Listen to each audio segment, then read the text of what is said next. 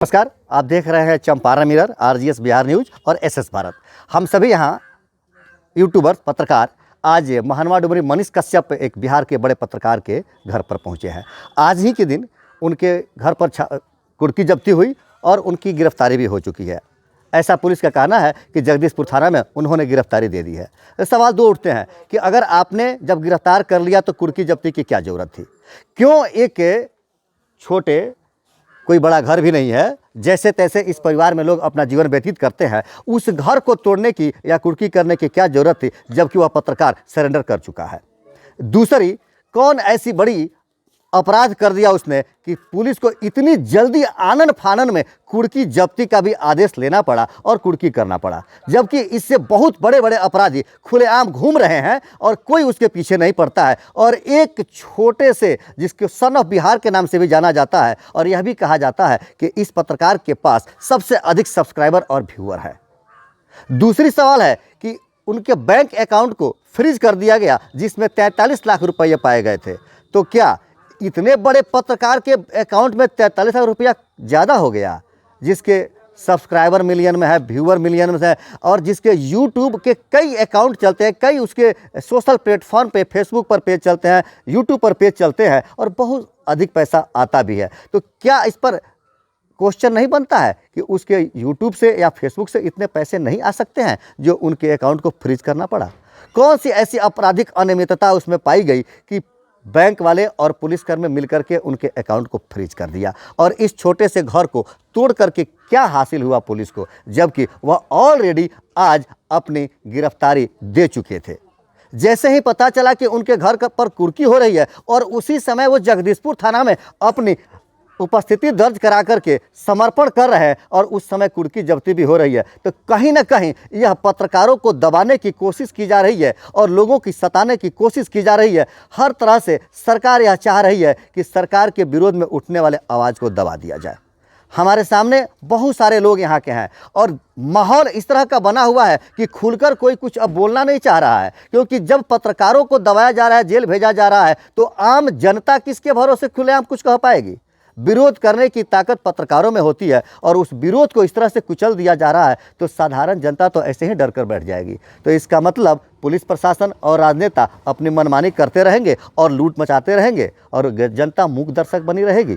अब जरूरत है हर घर से एक मनीष कश्यप बनने की। हर व्यक्ति सन ऑफ बिहार अपने आप को कहे और भ्रष्ट प्रशासन के विरोध में नाराबाजी करे, आंदोलन करे, विरोध करे। यह धरती सत्याग्रह की धरती है।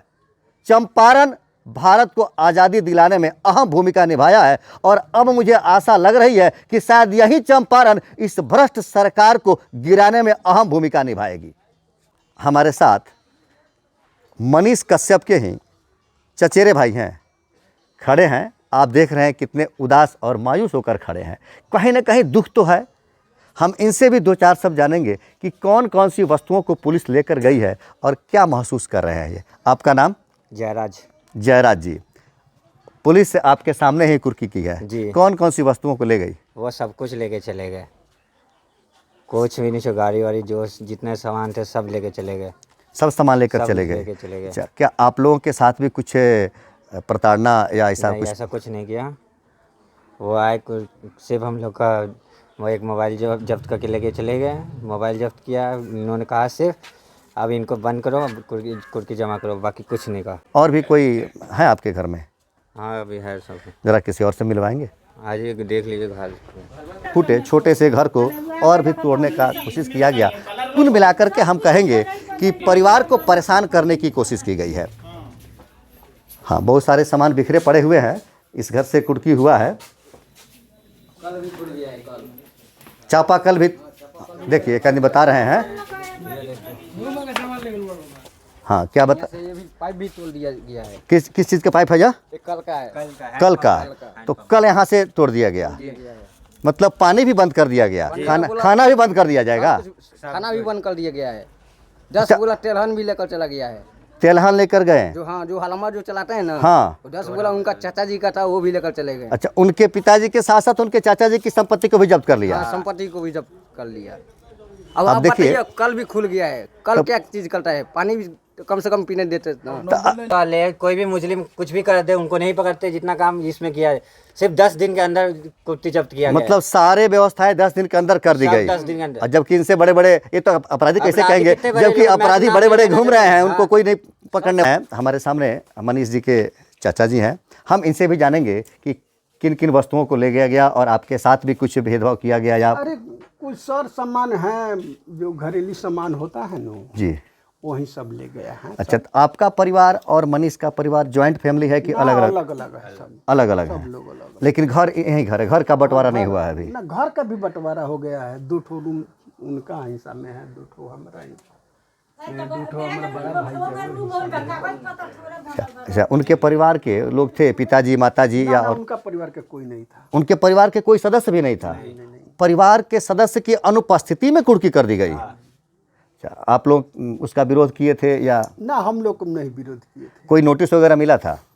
हाँ, केस का नोटिस मिला था, कुटकी जब्ती का नहीं मिला। कुर्की जब्ती का नोटिस नहीं मिला था।